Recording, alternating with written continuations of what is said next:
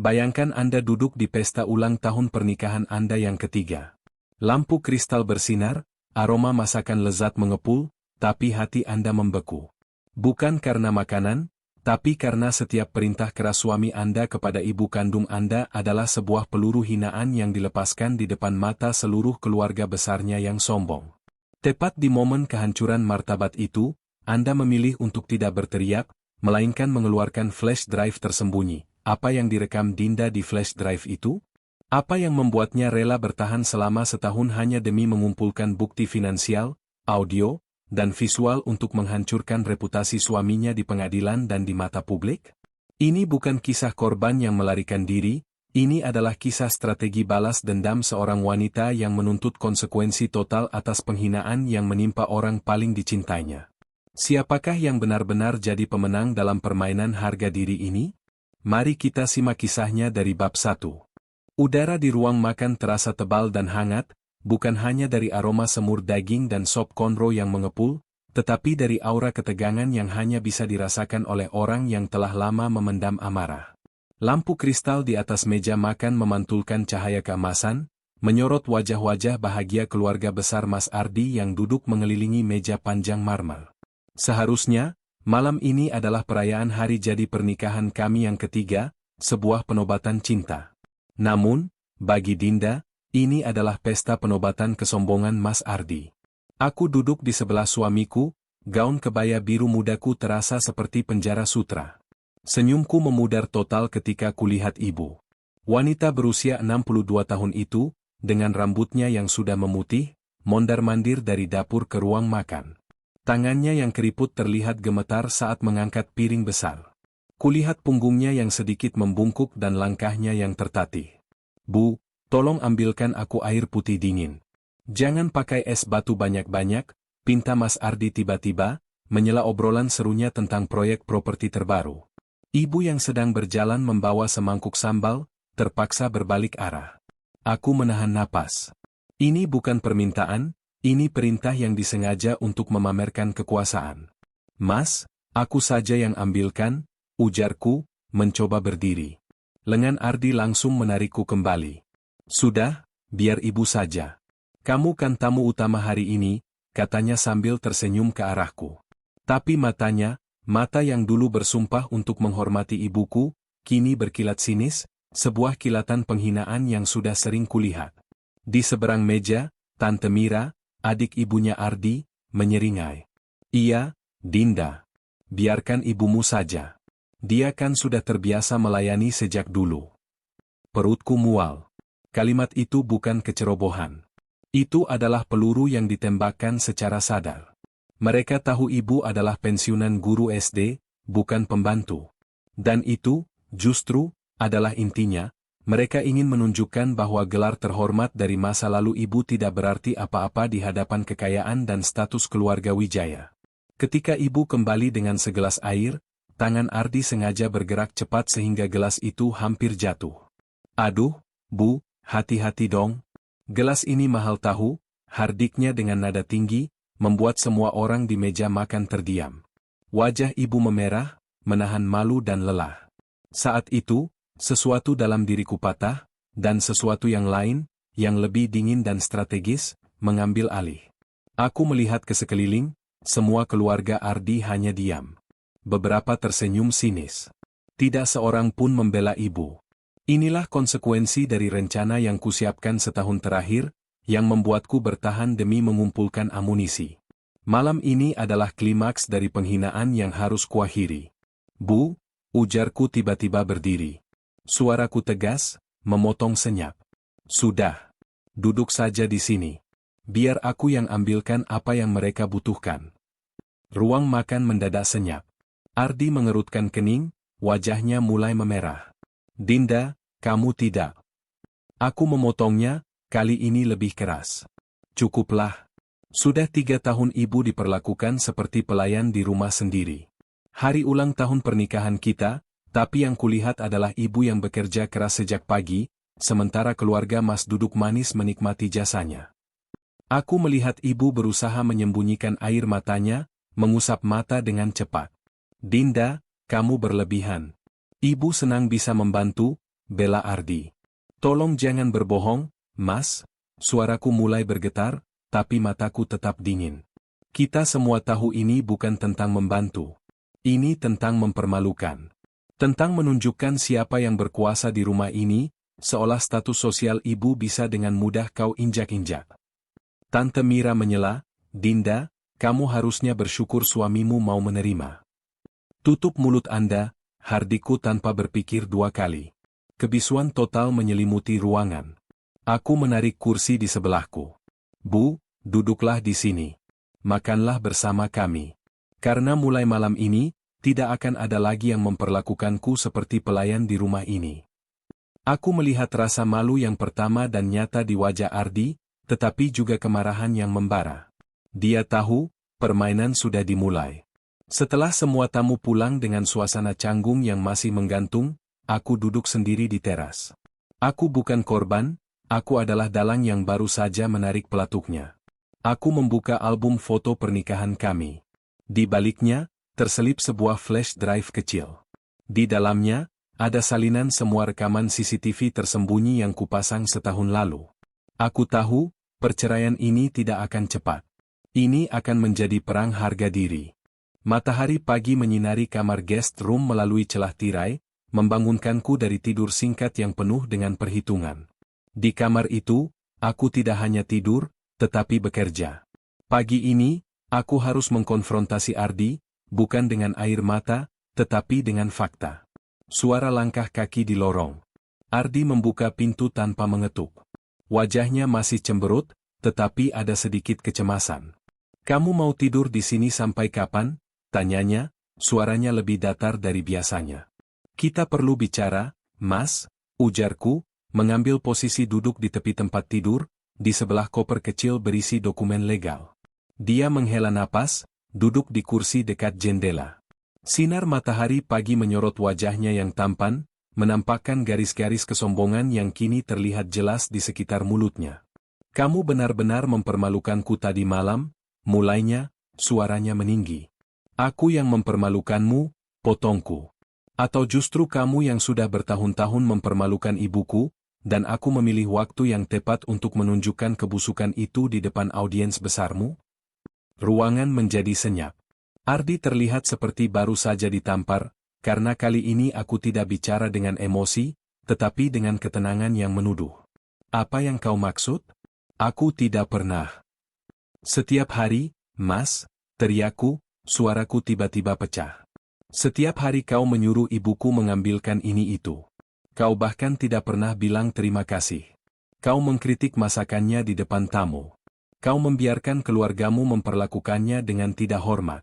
Itu adalah kekerasan emosional yang terencana. Dia berdiri, wajahnya memerah. Itu hanya di kepalamu saja. Ibu tidak pernah mengeluh, karena dia ibu yang baik. Dia tidak akan pernah mengeluh karena tidak ingin merepotkanku, balasku. Tapi aku melihat semuanya. Aku melihat bagaimana dia menangis diam-diam di dapur. Aku melihat betapa lelahnya dia setiap malam. Aku berjalan ke meja, mengambil flash drive yang kusebutkan di bab sebelumnya. Sudah berapa kali aku mencoba bicara baik-baik, suaraku bergetar. Setiap kali aku angkat masalah ini, kau hanya menyepelekannya. Kau bilang aku terlalu sensitif. Aku menghubungkan flash drive itu ke laptop kecil di meja. Lihat ini. Aku memainkan klip rekaman CCTV dapur yang kuambil diam-diam setahun lalu, setelah insiden, pembantu saya, yang pertama. Dalam klip itu, Ardi, setelah klien pulang, berteriak pada ibu karena kopi dingin, lalu menunjuknya dan berkata pada dirinya sendiri, anjing tua ini memang tidak tahu diri. Ardi menatap layar, wajahnya pucat pasi. Dia tidak bisa menyangkalnya. Rekaman itu jelas, audio itu autentik. Orang berubah, Dinda. Hubungan juga berubah. Ibu harusnya mengerti posisinya sekarang, katanya, mencoba membalikkan keadaan. Aku tertawa pahit.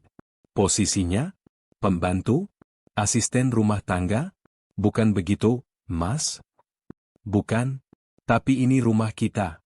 Harus ada batasan, hardiknya. Batasan apa yang kau maksud? Batasan untuk tidak menghormati orang yang merawatku sejak kecil? Batasan untuk memperlakukan ibuku seperti manusia kelas 2? Aku menutup laptop. Pertunjukan sudah selesai. Tidak, Mas. Tidak akan ada lagi pembicaraan tentang ini, ujarku perlahan, suaraku tiba-tiba sangat dingin. Karena aku sudah memutuskan sesuatu, yang sudah kurancang sejak setahun lalu. Dia berhenti di depan pintu, menoleh dengan tatapan waspada. Apa? Mulai hari ini, aku bukan lagi istri yang pasif. Ini bukan hanya tentang ibu. Ini tentang harga diriku yang kau pertaruhkan di depan semua orang. Aku menatapnya tajam. Aku punya semua bukti, audio, video, data finansial. Perceraian ini tidak akan berjalan sesuai keinginanmu, Mas. Aku akan memastikan seluruh duniamu tahu persis mengapa aku pergi, dan siapa dirimu sebenarnya. Dia berdiri diam sejenak, lalu pergi dengan membanting pintu. Suara bantingan itu menggema, sekeras goncangan perceraian yang disengaja ini. Aku tidak merasa sedih. Aku merasa lega. Rencana pelepasan kendali yang sudah matang ini akhirnya berjalan sesuai skenario. 2 minggu setelah konfrontasi itu, udara di rumah terasa pengap oleh ketegangan yang tidak terselesaikan. Ardi menghindariku. Hingga suatu sore, sebuah pesan teks darinya masuk, besok malam ada acara makan malam di rumah keluarga besar. Datang. Pastikan semuanya siap, tidak ada permintaan, hanya perintah kering, sebuah provokasi yang sengaja ia lancarkan. Esok harinya, sejak pagi buta, ibu sudah sibuk di dapur. Aku curiga. Ardi pasti sengaja menyuruh ibu memasak semua ini, mengabaikan peringatanku. Ibu, jangan-jangan Mas Ardi yang menyuruh ibu masak semua ini? Ibu menghindariku. Ibu senang bisa membantu, Din. Lagian kan acara keluarga. Tanganku menggenggam erat ulekan. Ini sudah keterlaluan. Ardi, alih-alih berubah, malah sengaja mempekerjakan ibuku lebih keras, menjadikannya tumbal atas kekalahannya di bab 2. Saat tamu mulai berdatangan, suasana di rumah berubah menjadi pesta riuh. Aku melihat ibu, mengenakan kebaya sederhana, mondar-mandir membawa makanan dari dapur. Sementara para wanita keluarga Ardi duduk manis di sofa, tak satu pun menawarkan bantuan. Wah, Ibu Dinda masih gesit ya, masak untuk tamu sebanyak ini, ujar Tante Mira dengan senyum tipis yang merendahkan. Di meja makan, Ardi duduk di kursi kepala seperti raja kecil yang terancam. Dia terus memberi perintah tambahan pada ibu, setiap perintah dilontarkan dengan suara keras, seolah ini adalah pertunjukan untuk membuktikan siapa yang berkuasa di rumah ini, sebuah pertunjukan yang akan segera berbalik melawannya. Puncaknya datang ketika sepupu Ardi, Andi, dengan sengaja, aku yakin itu disengaja, menumpahkan semangkuk sop konro, masakan spesial ibu yang dimasak sejak subuh, ke lantai marmer putih. Waduh, maaf Bu, tangan saya licin, katanya sambil tertawa, tanpa sedikit pun usaha untuk membantu membersihkan. Ibu segera berlutut dengan lem di tangan, wajahnya merah karena malu dan lelah. Saat itulah sesuatu dalam diriku benar-benar patah. Bukan kemarahan, tapi kepastian dingin. Ini dia. Aku berdiri dengan gemetar. Suaraku tiba-tiba menggema di ruangan yang ramai. Semua kepala menoleh. Suasana mendadak senyap. Bu, ujarku dengan suara tegas. Tolong berhenti. Duduklah di sini. Aku menarik kursi di sebelahku. Wajah Ardi berubah merah. Dinda, jangan. Tidak, Mas, potongku. Sudah 3 tahun ibu diperlakukan seperti pelayan di rumah sendiri. Bahkan ketika makanan sengaja ditumpahkan, tak seorang pun yang membantu. Tante Mira mencoba menyela, Dinda, kamu berlebihan? Aku tidak berlebihan. Teriakku. Aku hanya tidak tahan lagi melihat ibuku dipermalukan terus-menerus. Aku berjalan ke tengah ruangan, menghadap semua tamu yang sekarang memandangku dengan campuran kaget, jijik, dan kepenasaran. Aku menatap satu persatu wajah-wajah yang selama ini diam menikmati penghinaan itu. Kalian semua boleh memandang rendah aku, kataku perlahan. Tapi jangan sekali-kali merendahkan ibuku lagi. Ardi bangkit dari kursinya, suaranya menggelegar. Apa yang akan keluarga besar katakan? Kamu mempermalukanku di depan. Aku yang mempermalukanmu? Suaraku melengking. Atau justru kau yang sudah bertahun-tahun mempermalukan ibuku? Kau pikir aku tidak melihat? Kau pikir aku tidak merasakan? Ibu yang masih berdiri di sudut ruangan, mencoba mendekat. Dinda, sudahlah. Ibu baik-baik saja. Aku tidak akan diam lagi, Bu. Aku menarik ibu untuk duduk di kursi, tepat di sampingku. Malam ini, kau akan makan sebagai tamu terhormat, bukan sebagai pelayan. Tante Mira menyeringai, Dinda, kamu lupa diri. Harusnya kamu bersyukur Ardi mau menerima. Tutup mulut Anda, raungku, membuat semua orang terkejut. Jangan ikut campur urusan keluarga kami. Sepupu Ardi, Andi, berdiri. Dinda, kamu sudah keterlaluan. Ini rumah Ardi. Kamu harus. Ini juga rumahku, sergahku, mengeluarkan dokumen dari tas kerja. Surat ini membuktikan aku membayar separuh harga rumah ini. Jadi, jangan bicara seolah aku hanya parasit di sini. Wajah Ardi terlihat seperti ingin muntah melihat dokumen itu. Kamu sudah merencanakan ini? Tidak, Mas, jawabku dingin. Aku hanya selalu siap. Udara di ruangan itu terasa semakin panas. Mulai malam ini, ujarku dengan suara yang tiba-tiba sangat tenang, aku tidak mau lagi menjadi istri Ardi. Gempa. Tante Mira menjerit. Ardi tertawa getir. Kamu serius? Hanya karena masalah kecil seperti ini? Ini bukan masalah kecil, Mas, bisikku, tiba-tiba lelah. Ini tentang harga diri. Tentang bagaimana kau dan keluargamu selama ini memperlakukan orang yang paling kusayangi di dunia ini. Ibu mulai menangis terseduh-seduh. Aku memegang bahunya erat. Kita cerai, Mas. Besok aku akan pindah dengan ibuku. Ardi menatapku dengan mata berapi-api. Kamu pikir hidup tanpa aku akan mudah? Kamu pikir dengan gajimu yang kecil itu? Lebih baik makan nasi dengan garam tapi bahagia, daripada hidup mewah tapi hati hancur setiap hari melihat ibuku diperlakukan seperti sampah, potongku tajam. Di tengah keheningan mencekam itu, aku membantu ibuku berdiri. Di ambang pintu, aku menoleh untuk terakhir kalinya. Surat cerai akan kukirim besok. Dan ingat baik-baik, Ardi, penghinaanmu pada ibuku akan kau tanggung seumur hidupmu. Pintu tertutup keras di belakang kami, mengakhiri babak pernikahan yang bermula dari cinta dan berakhir dengan penghancuran moral yang terencana. Hari-hari setelah pengumuman perceraian berjalan dingin dan terstruktur. Aku menyewa pengacara wanita muda, kuat, dan strategis. Aku tidak mau damai. Aku ingin kemenangan total, bukan hanya di mata hukum, tetapi di mata masyarakat. Ruangan pengadilan agama terasa dingin.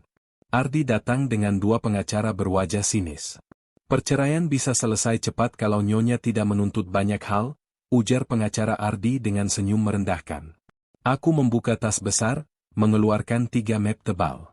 Saya punya bukti-bukti yang akan membuat proses ini tidak semudah yang Tuan harapkan, ujarku tenang. Di dalam map itu ada 4 hal, 3 di antaranya adalah hasil perencanaan tahunan Dinda. 1.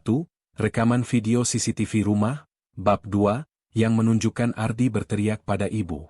2. Pesan-pesan teks dari Tante Mira dan sepupu Ardi yang menghina keluargaku, semuanya disimpan dengan rapi dalam screenshot terverifikasi. 3. Bukti finansial otentik bahwa aku ikut membeli rumah itu dengan uangku sendiri. 4. Testimoni notaris dari tetangga yang sering mendengar teriakan Ardi.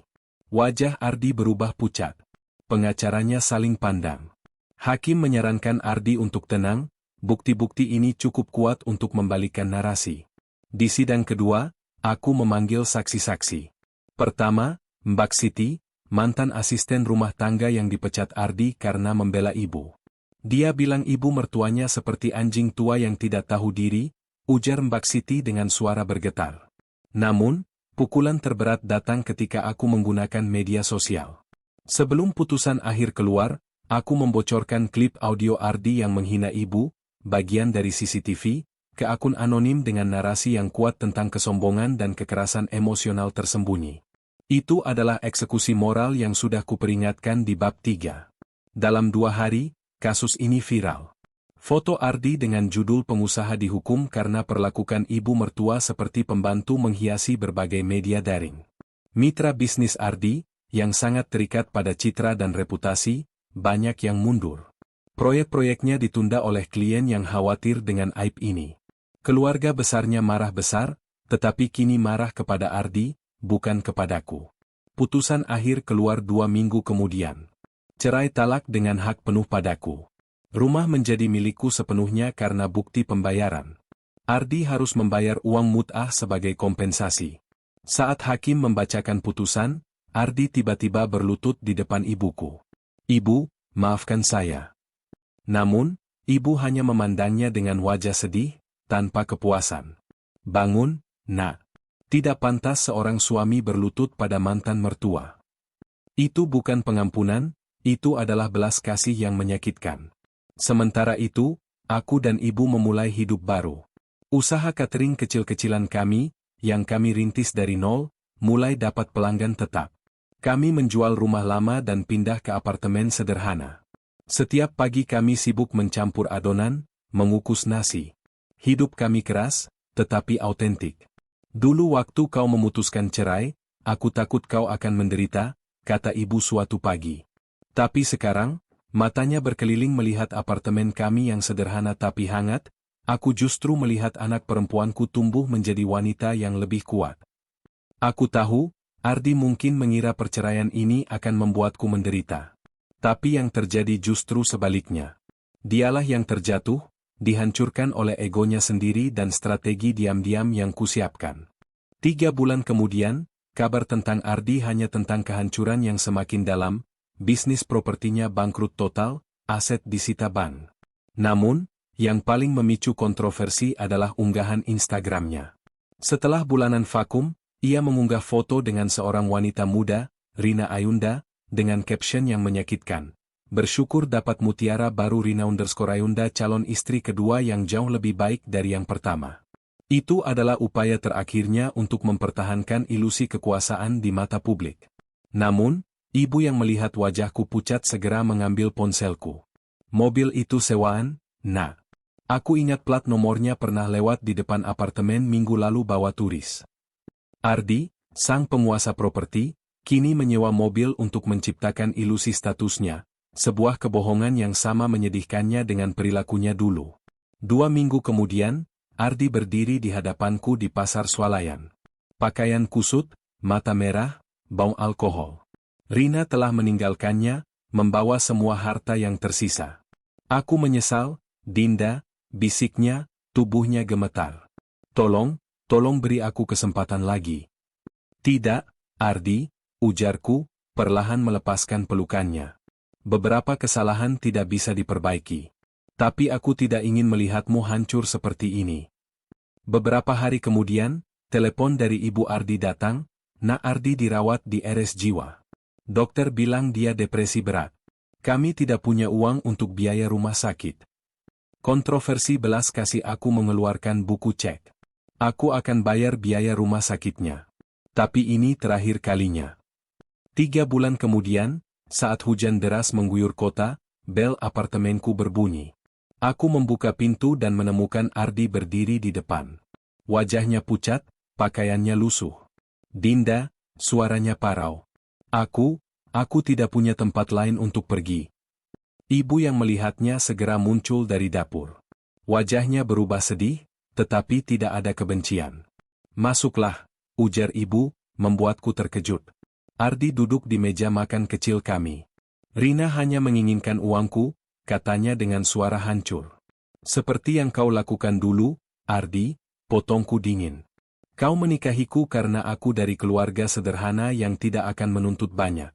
Kau pikir kau bisa mengendalikanku." Penebusan yang autentik baru terjadi setelah Ardi tertidur lelap di sofa. Kami sepakat, dia boleh tinggal maksimal 3 hari. Ini murni bantuan kemanusiaan.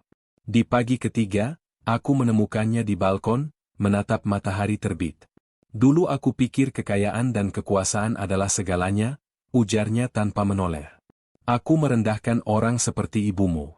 Tapi sekarang," dia menunjuk ke arah dapur, "lihatlah betapa bahagianya ibu dengan kehidupan sederhana ini."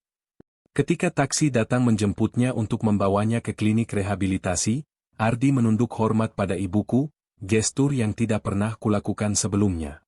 "Terima kasih sudah memberiku pelajaran terakhir ini," katanya. 3 bulan kemudian, Ardi kembali. Dia berdiri di depan kafe kami yang sudah diperluas, wajahnya jernih, senyumnya hangat. "Aku ingin menawarkan kerja sama bisnis," ujarnya, mengeluarkan setumpuk dokumen. Selama direhabilitasi, ia belajar memasak dan membuat rencana bisnis yang matang. "Aku ingin bekerja sama dengan kalian," katanya. "Karena di tengah kehancuranku, hanya kau dan ibumu yang masih memperlakukan aku sebagai manusia." Aku melihat ke arah ibuku yang sedang asyik berdiskusi tentang resep dengan Ibu Ardi, yang kini juga mulai berubah. "Kafe kami buka pukul 7 besok pagi," ujarku akhirnya. "Kalau kau serius dengan tawaran kerja sama bisnis itu, datanglah tepat waktu." Ardi tersenyum. Bukan senyum kemenangan, tapi senyum syukur yang sederhana. Aku tahu, memberi kesempatan kedua bukan berarti melupakan semua luka. Aku tidak akan menerimanya kembali sebagai suami. Tapi sebagai manusia yang sudah belajar dari kesalahannya, sebagai mitra bisnis yang fungsional, mungkin, dia bisa. Kadang, cinta kedua tidak tentang menemukan orang baru, tetapi tentang menemukan versi terbaik dari seseorang yang sudah ada dalam hidupmu, setelah dia membayar lunas semua hutang moralnya. Dinda akhirnya berhasil menemukan kedamaian, bukan dalam kemewahan yang dulu ia kejar, melainkan dalam martabat yang ia ciptakan sendiri bersama ibunya. Di sisi lain, Ardi, yang telah hancur total dan mencapai titik nadir, menunjukkan penyesalan yang autentik dan memilih jalur penebusan diri. Kisah ini mengajarkan kita bahwa kekayaan dan kesombongan adalah ilusi, dan harga diri tidak bisa dibeli dengan uang. Terkadang, seseorang harus kehilangan segalanya untuk menyadari apa yang benar-benar berharga. Kebaikan yang sederhana, seperti secangkir teh hangat, lebih bermakna daripada semua kemewahan dunia. Ingatlah, meskipun cerita ini adalah fiksi dan direka serealistis mungkin, hikmah tentang menjaga lisan dan menghormati orang tua adalah pelajaran yang nyata. Terima kasih banyak telah menemani kami hingga akhir cerita ini.